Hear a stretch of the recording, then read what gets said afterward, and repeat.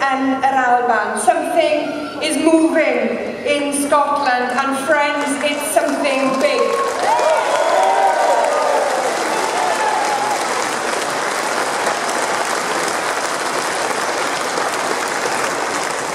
And what is happening in Scotland is not being reflected to those of us outside.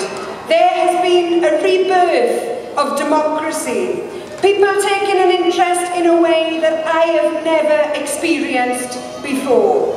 Excitement and optimism are taking on the forces of fear and hopelessness.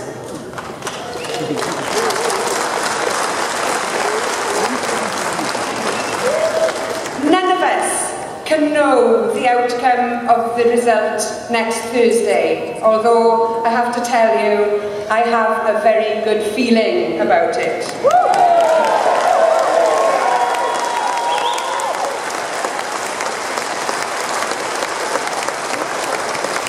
But whatever the outcome, democracy, mass participation, and the ditching of apathy has already taken place.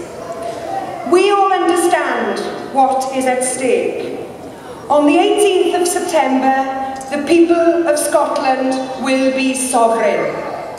It is up to them to decide on that day whether they want to hold on to that sovereignty for every other day after next Thursday.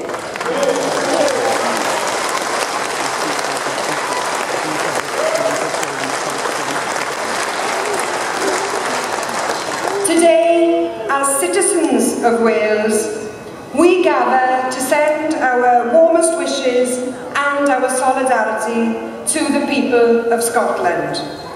We stand with them during this historic moment while they take this momentous decision.